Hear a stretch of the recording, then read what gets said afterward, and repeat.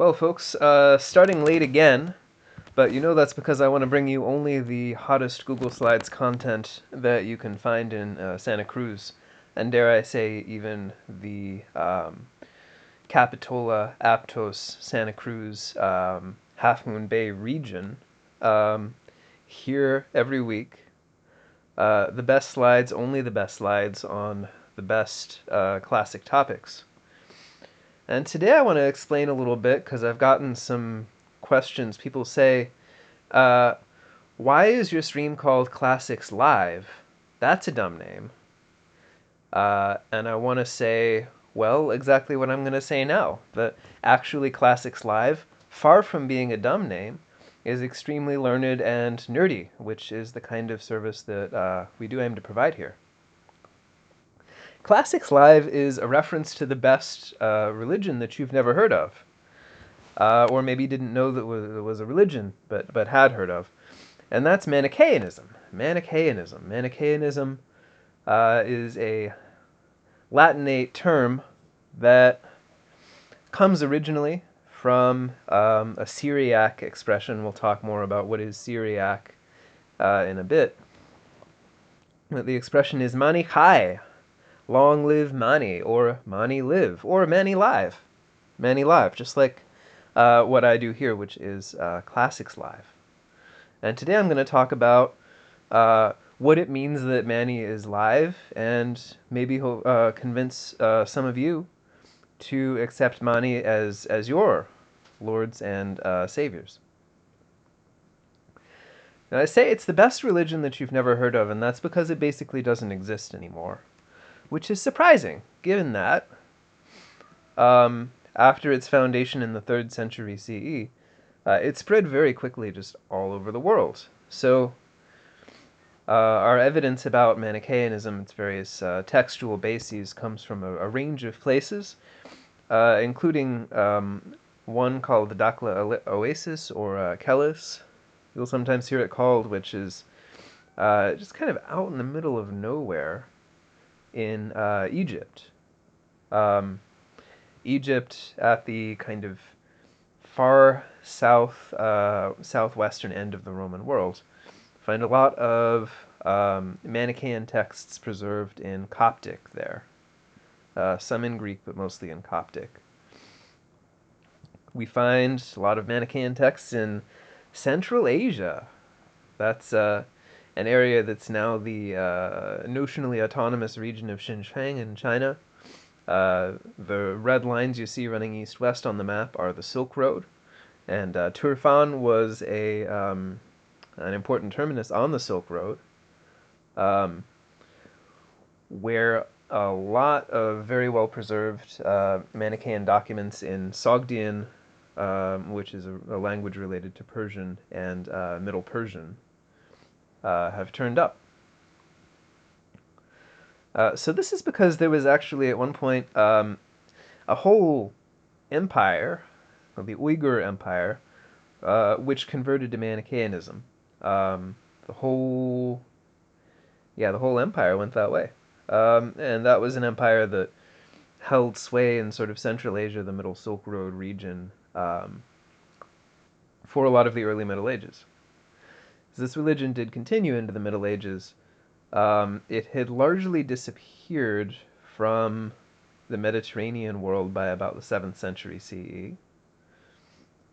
We find very little evidence for it post the arrival of Islam to Egypt. So it's kind of gone from there. But it lasts longer in the world of Persia. It lasts a lot longer in Central Asia, in this kind of Uyghur region. And longer still in China, of all places. This religion has an amazing spread. The last sort of organized Manichaean practice in China ends in the 17th century, so comparatively recently. Really a world religion. Spread all over the place, but here is where it got started. I mentioned it was a big deal in the Persian world, and that's because it kind of comes from the center of the late antique Persian world, which is sort of the Mesopotamia, um, the Near East, the area that we now know as Syria and Iraq. Um, these are the places where Manichaeism kind of emerges, where Mani lives his life, where he does his first preaching, where he dies eventually.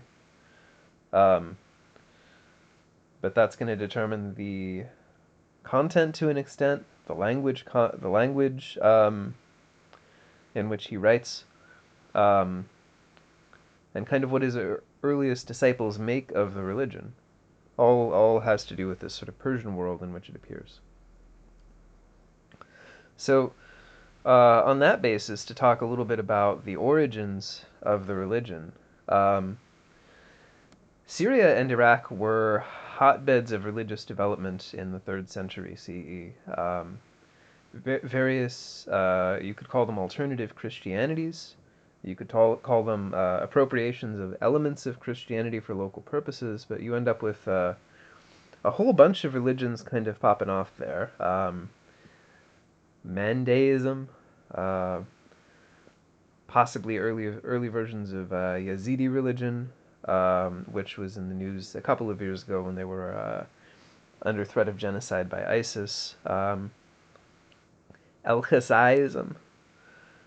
These religions differ in various ways, but one thing that they seem to have in common, and that almost seems to be characteristic of religious development in Syria and Iraq in that time in that region, is what we call now Gnosticism, a term that religious scholars think is maybe misleading because it connects a whole bunch of developments that aren't actually historically related. But Gnosticism, in the Syrian context, means a belief in absolute good, absolute evil, usually metaphorized to light and dark, and the belief that these forces are fighting a war over the world.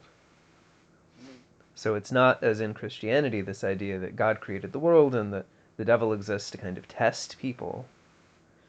In Mandaism, in El-Khazaiism, and in Manichaeanism too, as we'll see, there's this idea that there's an independent evil force that is fighting with the good God for control over the world. In fact, in most of these sort of religion's creation myths, it is the evil God who creates the world. The world is a creation of the evil God intended to trap the light of the good God.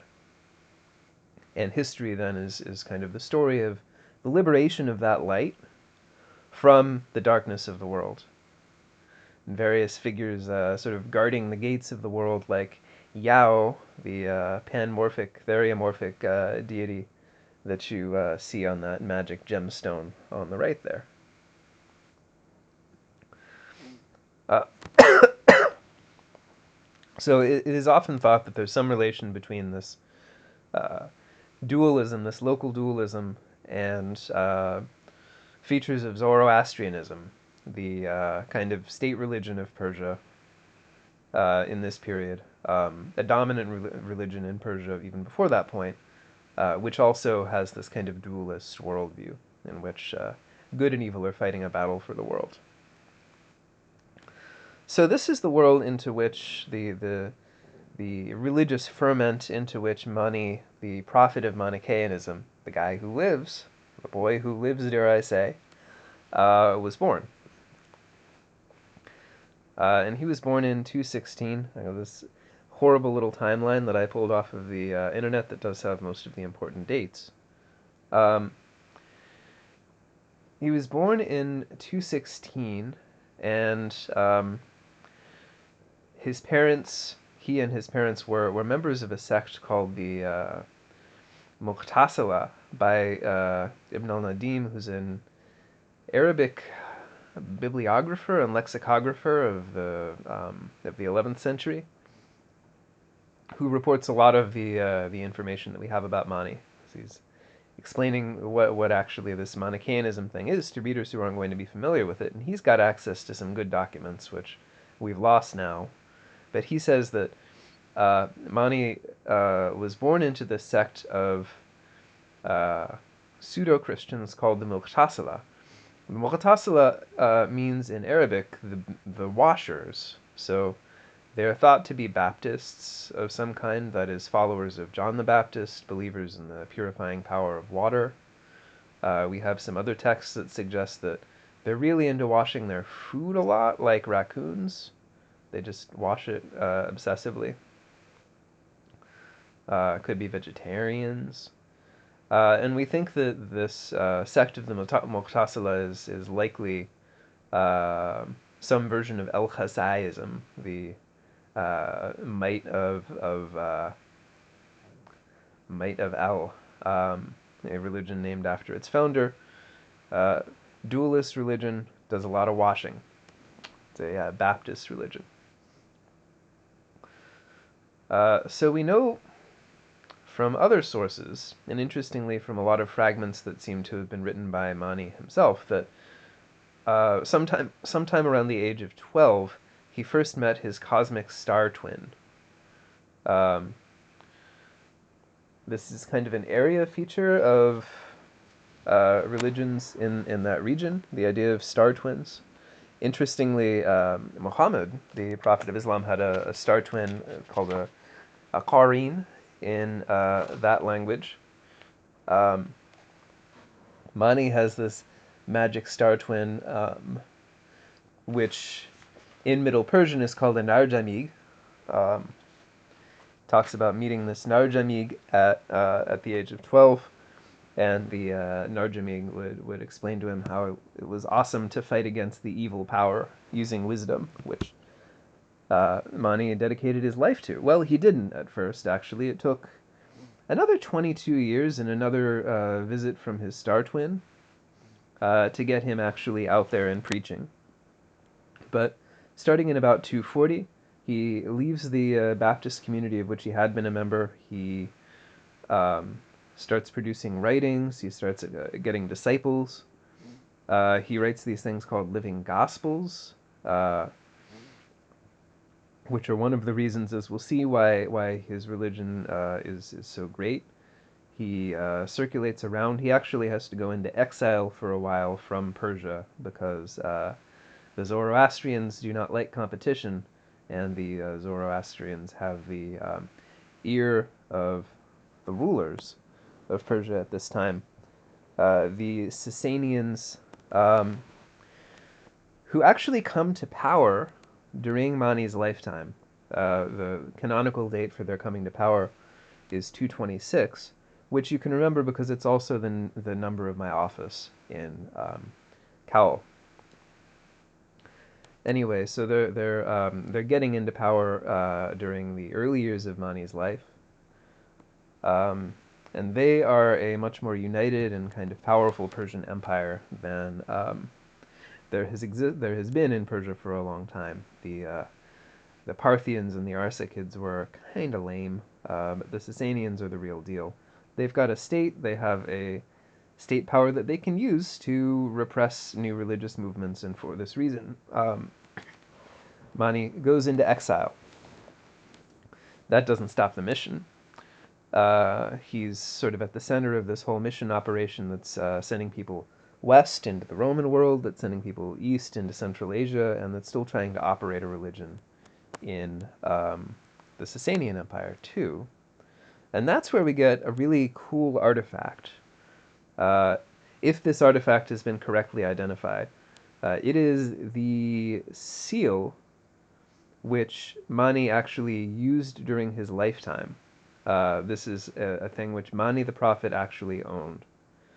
Probably the seal as we have it was mounted in some sort of gold bezel type thing and worn as a pendant, but it's got one side that you use to give seal impressions, and then if you look at that side from the other side, because the thing is made of quartz rock crystal, you can see the image which is impressed on the seal. And there's writing around the rim, Mani Shlicha Disho Masicha, Mani, apostle of Jesus the Messiah. A humble self-designation from Mani's lifetime, which we have attested elsewhere in his Evangel. An Mani Farestag Yisho Aryaman. I, Mani, the apostle of Buddy Jesus. Um, a self-designation that shows that he's connecting himself to Christianity in some way. He's not identifying as a Christian, but saying that, well, I'm following up on the Christian mission, which is characteristic, again, of the way that a lot of these religious groups in Syria and Iraq are related to, or relate themselves to Christianity.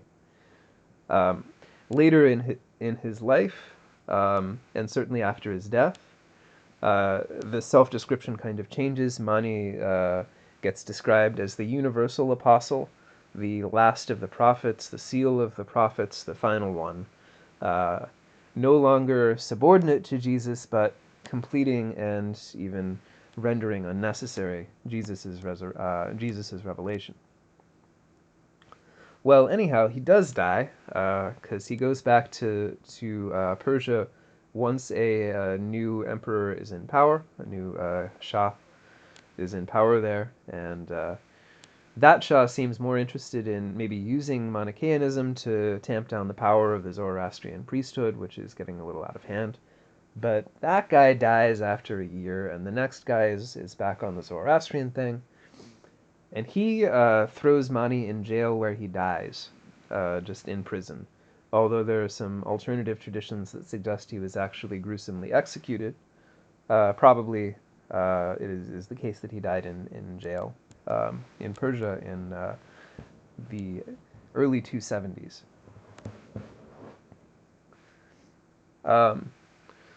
So what happens next, and what is already happening in Mani's lifetime, is really interesting, especially by comparison with a lot of these other religions in the Syria-Iraq zone that I was talking about. Those remain, things like Mandaism, Yazidism, El-Khazayism, all of these sects remain very local. They stay local. A lot of them endure for a long time. Many of them are even still around today, still exist. Mandaism is still a thing in southern Iraq. But they don't spread. Manichaeism, as we've seen already, does spread. It bursts out of this kind of regional cage that's kind of trapped these other religions that it shares a lot in common with. And part of that seems to have to do with the, not necessarily, well, literary talent, style, technique, prolixity, for sure, of Mani the Prophet, who wrote a lot of books. A lot of books that were circulating pretty widely. We know some of them by name. There's a Book of Giants, which is a book of giants. It's pretty exciting. The Living Gospel, very long Evangelion by him, which is described as being alive. The Arjeng with pictures. It looks like a Sogdian copy of that, or maybe an Uyghur copy. Should have checked that before I put the slide up there. The script is Sogdian Uyghur. Judging from the illustrations, I'd say it probably it is Uyghur, which is a Turkic language, so very different than Sogdian. They use the same script.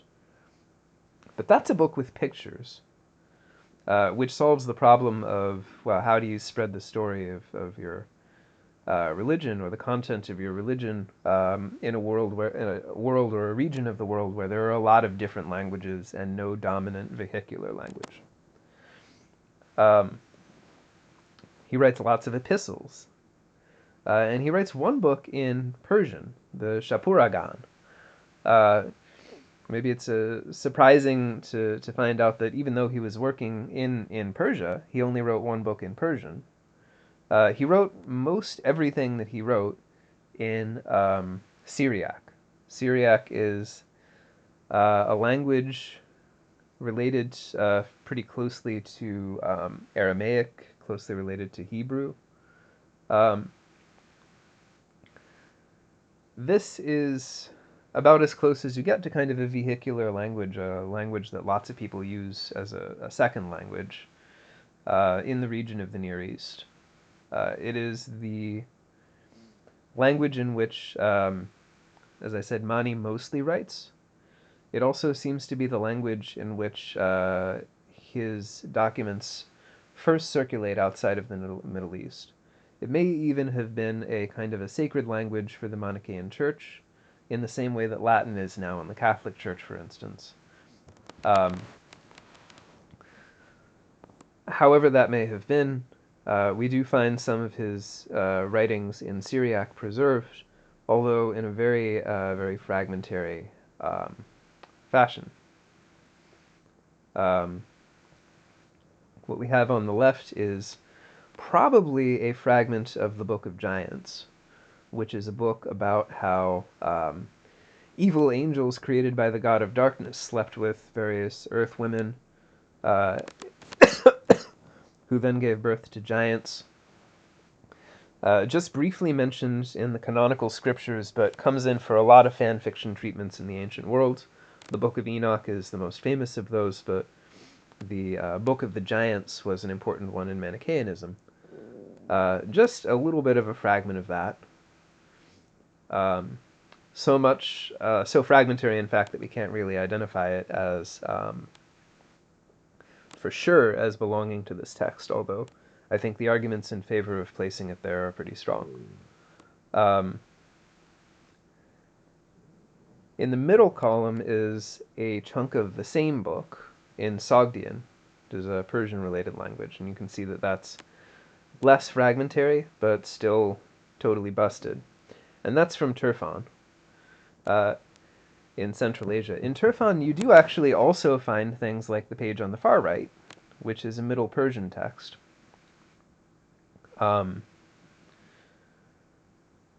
It's, I believe, part of the Evangelion, and not part of the Book of Giants at all. But you can see from these texts a couple of things. One, that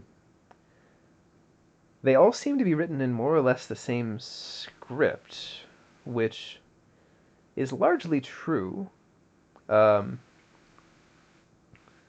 There's a certain amount of cursive development between the script on the left and the scripts on the right, but there is a distinct Manichaean hand, which uses Syriac lettering essentially for all of the languages that are written in that Manichaean documents are translated into. The other thing you notice looking at these is that they're really nice. The writing's really nice. It's calligraphic. It's regular. It puts spaces between words, which is not something that's typical of writing in the Mediterranean at this point in time. A lot of care is taken with the layout of the documents on the page. The ruling is very regular. There are calligraphic flourishes put on. And this is something that's characteristic of Manichaean documents when they're found, that all of them, pretty much, demonstrate a really profound concern with calligraphy, with beautiful language, with getting the script right. And that's a form of visual appeal that may go side by side with Manichaeanism's interest in pictures. But enough about paleography, which is just totally for nerds. Let's talk about the truly weird creation story of Manichaeanism, which is basically that the evil god, Ahriman, saw the light and got jealous of it, and made the world to trap it. And so he wins round one, because he successfully makes the world to trap the light of the good god. Now, this light is, in Manichaean thought, basically analogous to soul. So animals have a very small amount of light. The good animals, anyway. The bad animals don't have any. Humans have a great deal of light inside of them. They have big souls. But that's how light is trapped in the world, by the creation of ensouled things with souls. So, wait, Am I seriously gonna have to talk? Sorry, I'm talking with my spiritual advisors here. Can I say this on stream? Can I say this stuff on stream? I, I don't think that I can tell them the rest of the Manichaean creation story. Um, yes, it is significantly freakier actually than virgin births or Zeus and Danae or any of that. It's a lot weirder. I mean, I'm gonna get like a community standards strike, I think, if I explain this. It's just so freaky. Okay, fine. My spiritual advisors insist that I do, in fact, tell you the incredibly squicky um, next part of the Manichaean creation story. Um, what they have suggested as a compromise is that I warn those of you who don't want to hear about weird sex stuff in advance, so you can mute your speakers for the next 30 seconds or so. So, what's your move if you are the god of light? If you're the god who has all the light, but it's trapped in the world because the darkness is down there. Well, the move of the good god in Manichaeanism is basically to create some extremely realistic pornography in the form of Jesus and his companion Pistis Sophia, the original wisdom. Two just perfect bods who he sends down into the world, and they're floating on a cloud or something, and they take off their clothes, and that makes all the demons and stuff that are down there capturing the light so horny that they all ejaculate at once. And that stuff is where like living creatures come from. But once you've got living creatures, those creatures are out of the direct control of the demons, and you can start trying to convince them. And there's a longer, fancier story about where Adam comes from. There are a number of Manichaean creation myths which don't really hash out, but you can start trying to convince those living creatures to, I don't know, try and get the light back to the right place, which is how salvation happens. The Manichaean Church sees itself as having a mission which is to save the light from the world, remove the light from the world. And it does this by designating certain people as what are called in Latin perfects, perfecti. These people can't kill anything. They can't even pick plants. They eat very rarely. They have to maintain perfect celibacy. So they're doing a lot of ascetic practices. They're basically exercising extreme bodily control. The form of bodily control that you couldn't really exercise and stay alive. So they've got these other people who are called hearers, auditores.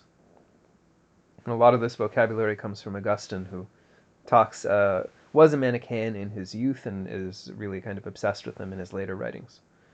So there are these hearers or auditores who do things like cook for the perfects, provide them with clothes, make it so they don't have to leave the house, all that stuff.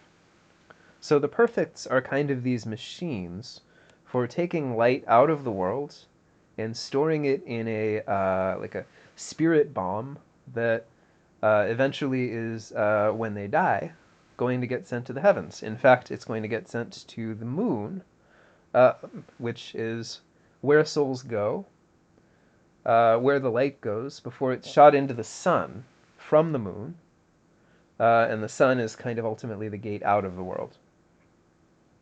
So when the moon gets fuller, it's filling up with souls, and when the moon wanes, when it gets smaller, those souls are shooting off into the sun, where they will be liberated from the world. More and more of the light is getting freed from the world all the time, through the actions of Manichaean perfects and hearers.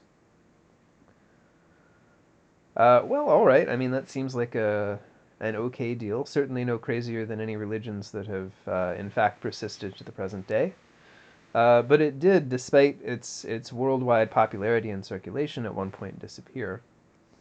Um, from the Mediterranean world in the 7th century, as I said, from Persia and Central Asia in the 10th, 11th centuries in the Middle Ages, and finally from China in the 17th century in the early modern period. So what happened?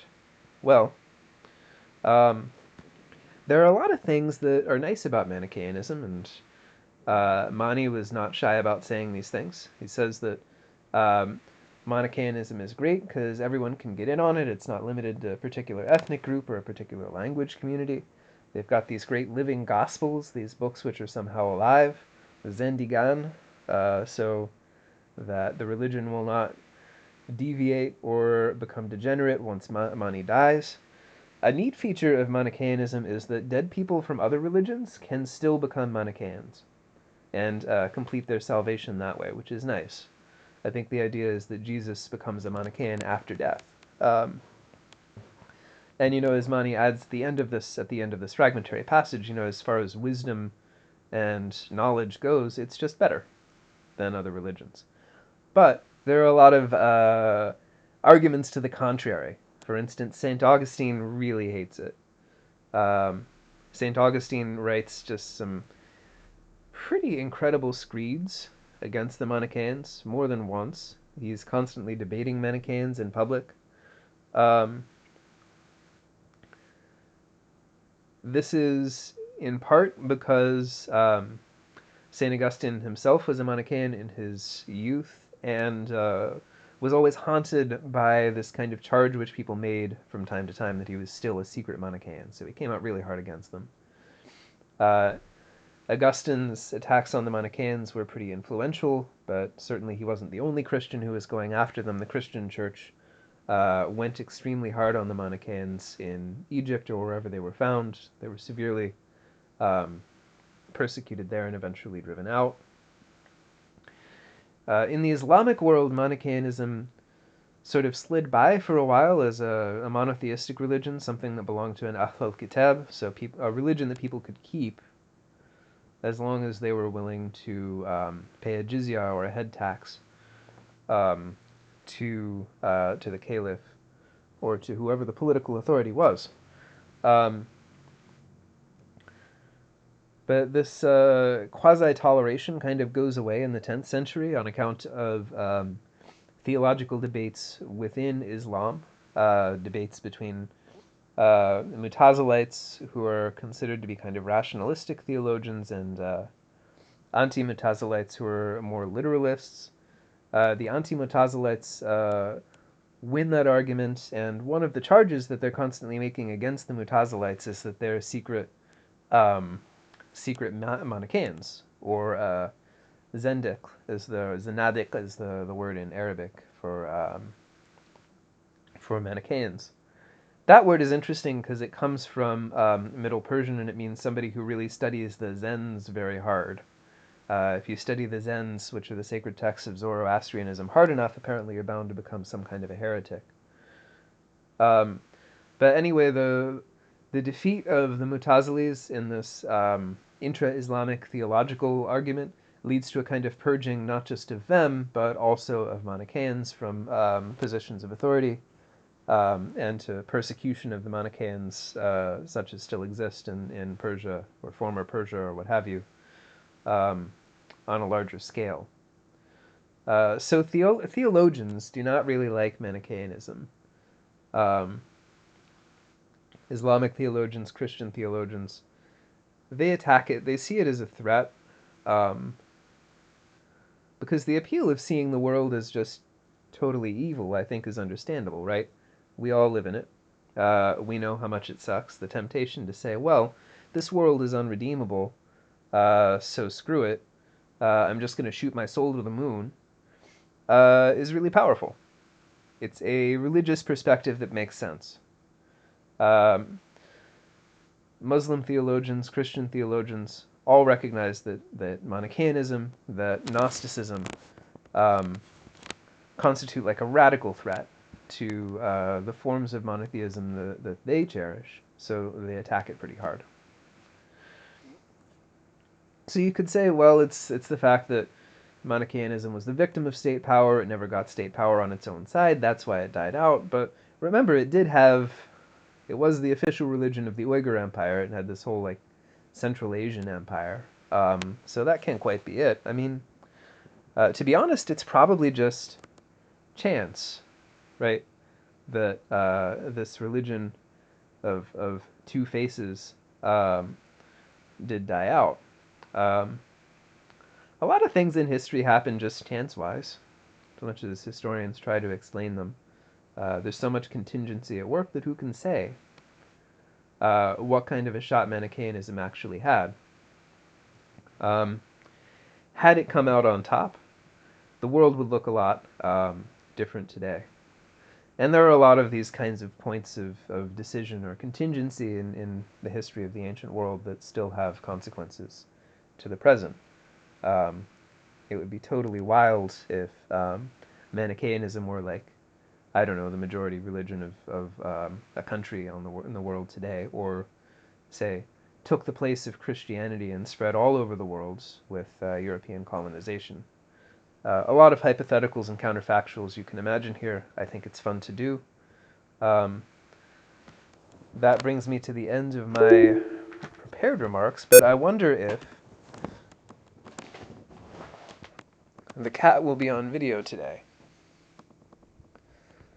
Yeah, it looks like she might do. Hold on.